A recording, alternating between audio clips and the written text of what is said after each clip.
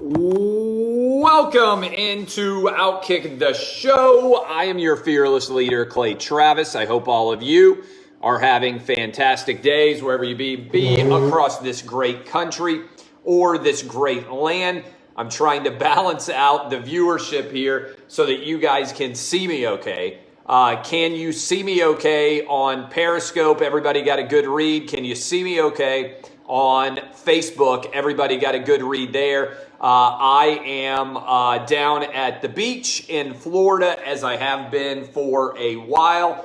Just want to make sure everything is visible and everybody can see me okay, including my beautiful, gorgeous, spectacular hair. I would hate to be cutting that out of the equation. Same shirt as yesterday, July 4th. I just got it hanging right here. When you have a nice setup, you're able to do your laundry. You don't have to worry at all. All right, right off the top, I want to thank you guys for how dominant Outkick has been in June.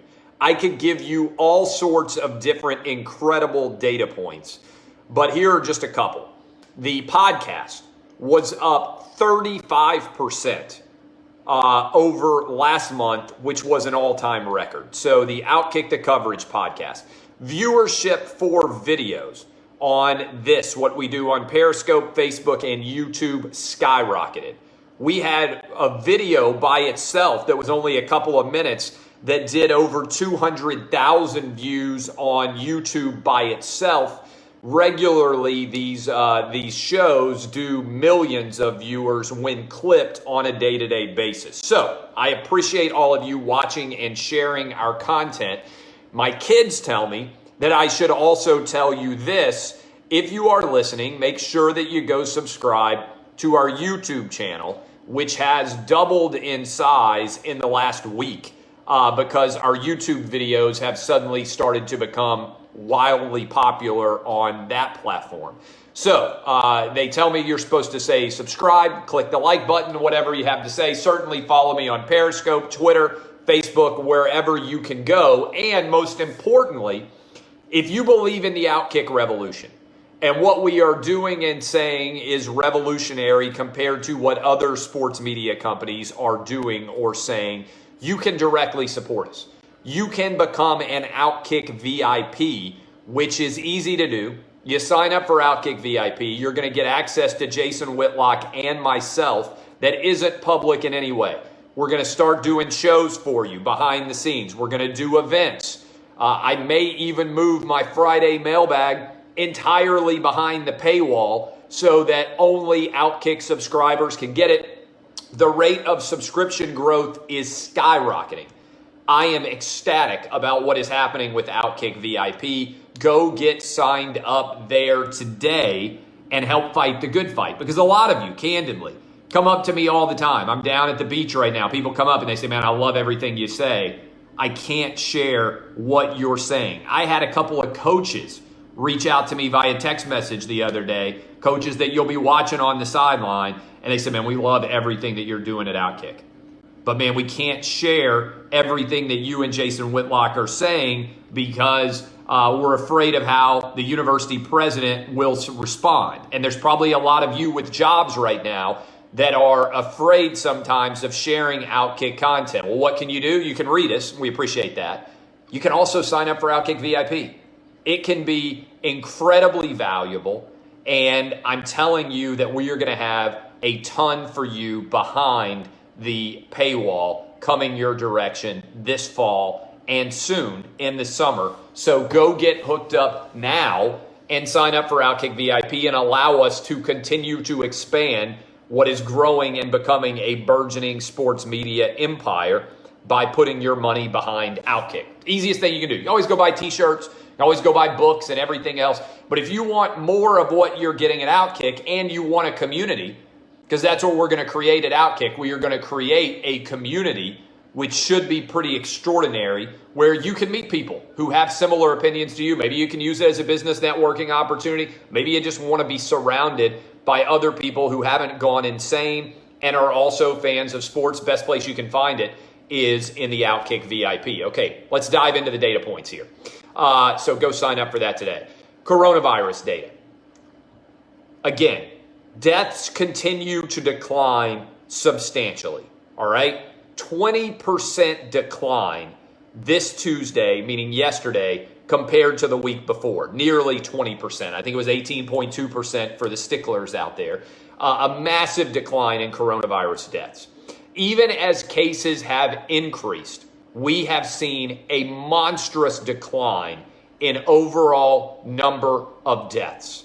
And I understand that the Corona bros are out there and they're telling you, oh my God, look at Florida, look at Arizona, look at Texas, look at California. Deaths aren't increasing, at least not yet. Do you know why deaths aren't increasing? Because the people who are sick right now are 20 and 30-year-olds.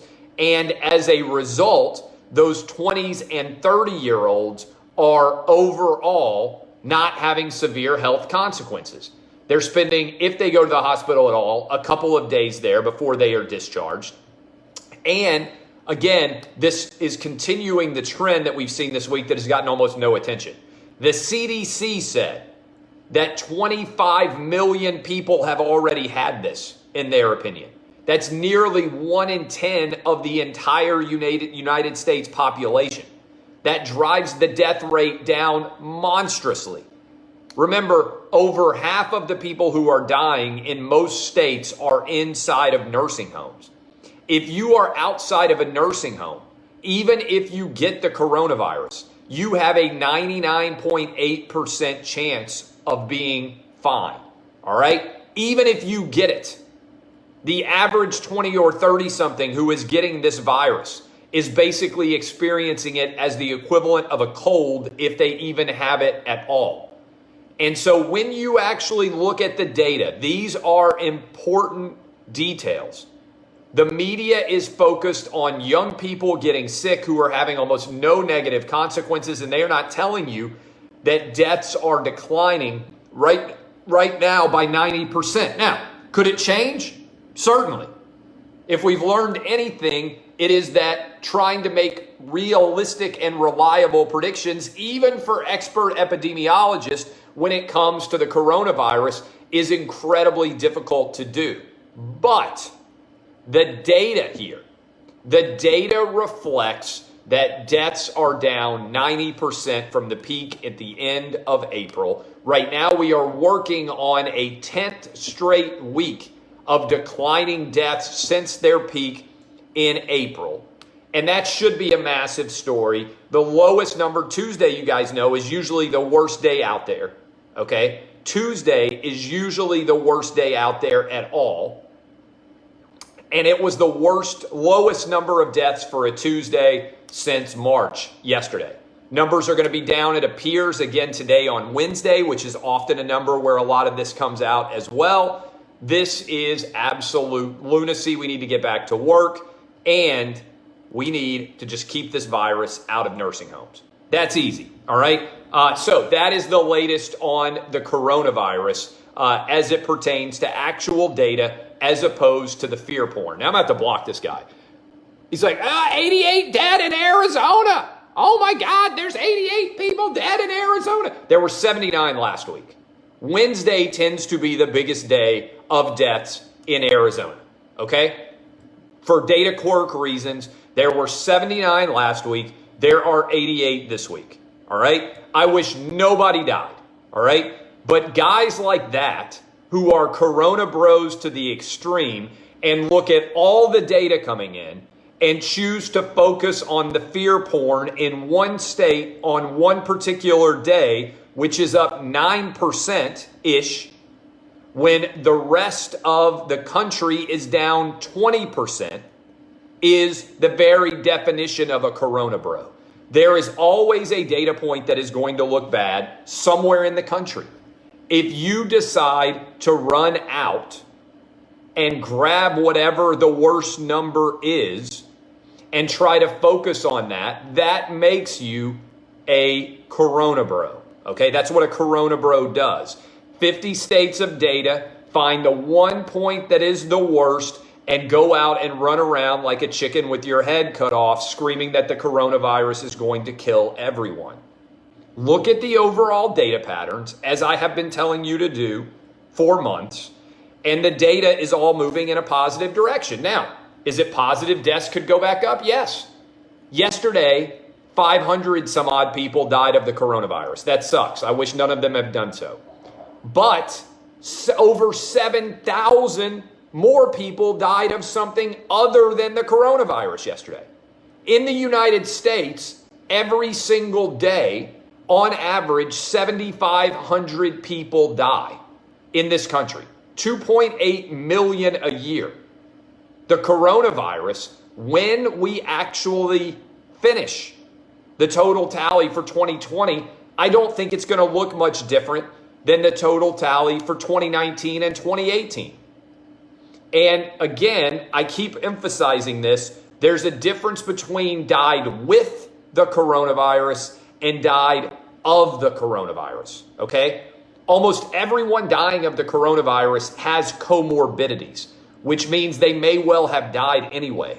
If you have cancer, there is a very good chance, if it's a serious form of cancer, that unfortunately you might die of that cancer. If you have the flu, if you have massive obesity, a lot of heart disease, a lot of things kill people in this country. If you die with the coronavirus, they are counting you as a coronavirus death, whether or not you actually died of the coronavirus. It's crazy. And so I think we got to get back to living our lives. We can't wait around forever for a virus which may or may not actually ever exist, the vaccine, which may or may not ever exist in a very functional way. We've got to get back to normalcy. We've got to get people back to work. Some people are going to get sick. I hope those people are in their 20s and 30s because the data reflects that they'll be 100% fine and they won't have any major significant health consequences. If they do have to go to the hospital, they'll be there for a day or two. Okay? That is the latest on the coronavirus. I'm fired up about this. Adam Silver said the NBA had respect for China. The NBA's commissioner said that the NBA had respect for China on the same day that China took away Hong Kong democracy and arrested the first protester to put him behind bars for years. China, which has the absolute opposite of everything that we stand for in the Declaration of Independence and the Constitution. They have antithetical values to everything that we respect in America today. No human rights, no First Amendment speech, free right to free speech, no freedom of worship, no ability to have basic human rights in that country. And Adam Silver told the NBA players and coaches and owners yet again, we will shut up and dribble when it comes to any criticism of China. I want to know, what respect does Adam Silver actually have for China? If the NBA and its players and its owners and its coaches really wanted to stand up for being on the right side of history, do you know what they would say to China? We're pulling all of our games and all of our product out of your country because you are a totalitarian dictatorship and we don't want to be associated with you until you allow basic human rights for the people in your country.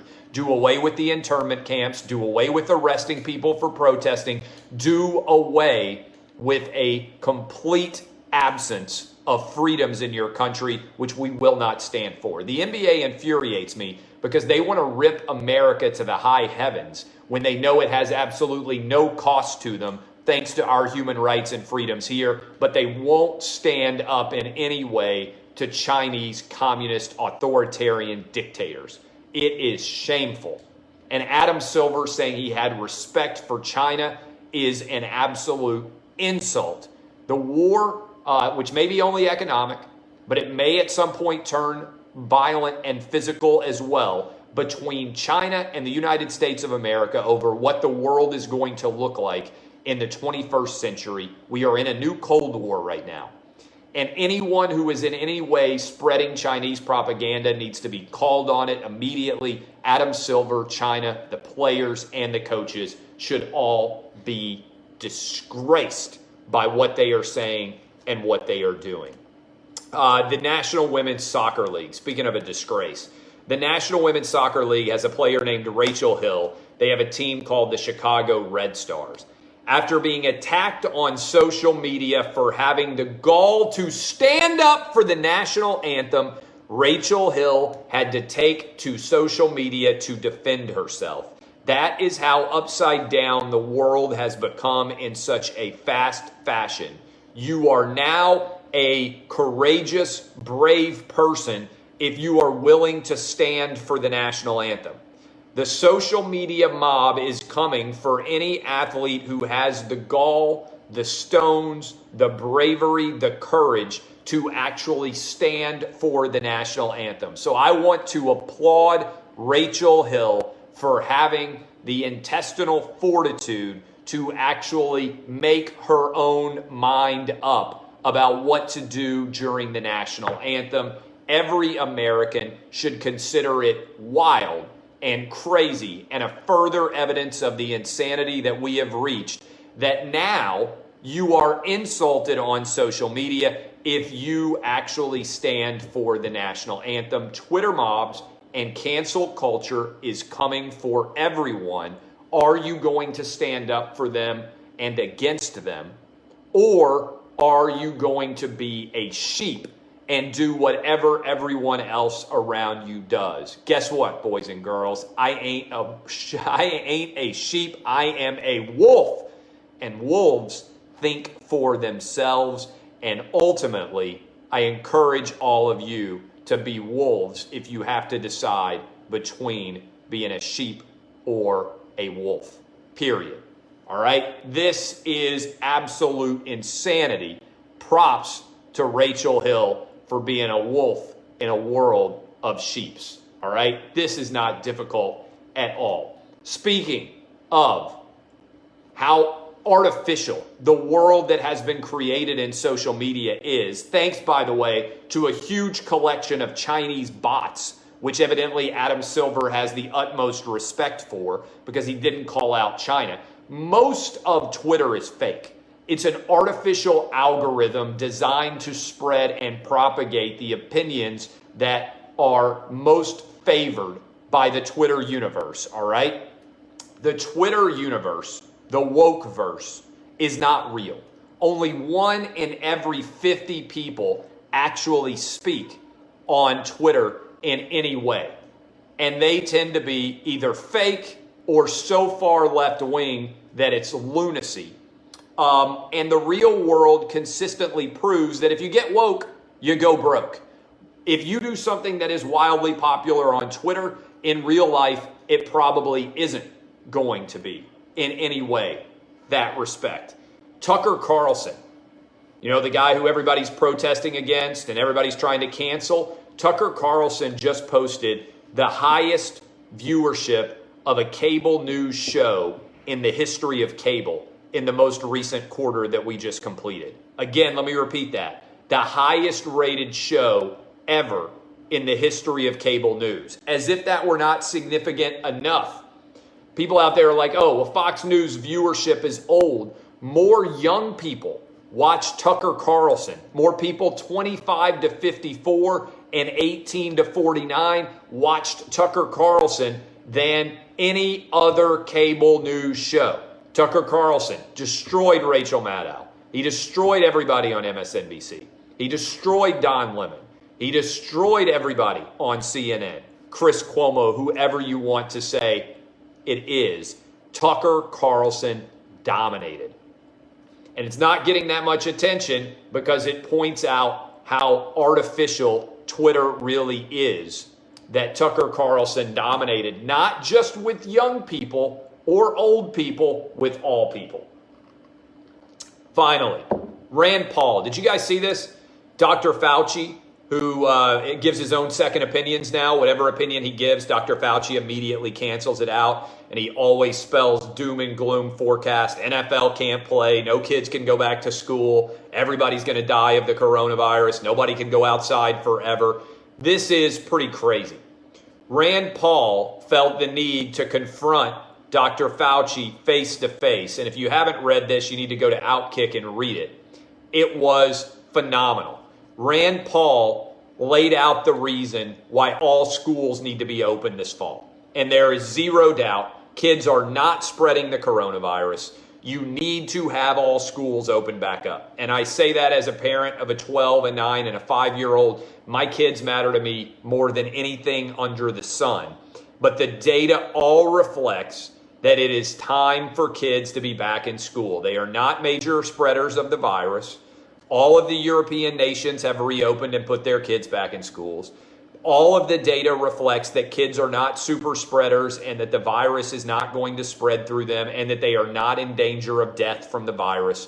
A kid is 20 times as likely to die of the flu as they are of the coronavirus. They need to be back in schools. They need to be back in schools in a normal basis, and they need to be working soon and back rolling. This is a no-nonsense perspective. Also, the major organization of pediatricians across the country didn't get much attention, but they called for everybody to be back in school as well. This is the National Organization of Pediatricians based on all of the data. Rand Paul is, by the way, a doctor, as are all of these pediatrician-related networks. It is not complicated. It is not in any way difficult. I had to block an idiot because I happened to look over there and see, oh my God, why would you listen to Rand Paul? Listen to a doctor instead. Rand Paul is a doctor, you ignoramus. And so are all of the American pediatricians who treat children. All right, you knuckleheads. This is simple.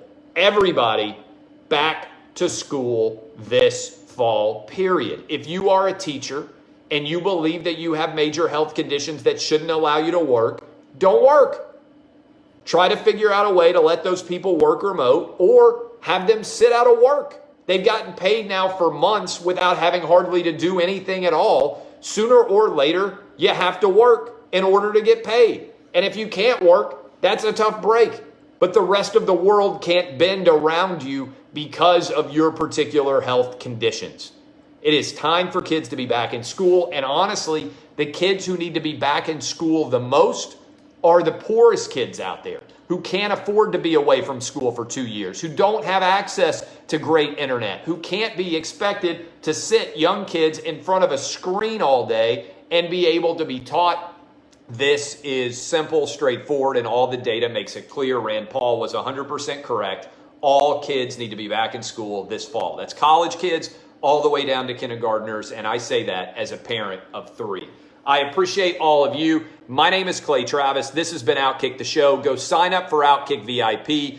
I love seeing all the new signups that are coming in. We are going to create an army of people inside Outkick VIP. It's going to be one of the largest and smartest collections of individuals anywhere in sports, maybe the biggest ever. I can't wait for it. I'm ecstatic. Thank you for making June the greatest month in Outkick history. Go subscribe for our content if you haven't already. DBAP unless you need to SBAP. I am Clay Travis. This has been Outkick the Show.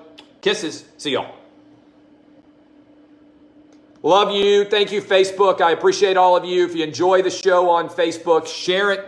I'm down at the beach. Got rainy weather today. Not fantastic. Pray for your boy not being able to get to the beach today. I hopefully be able to get there tomorrow. See you guys. Bye.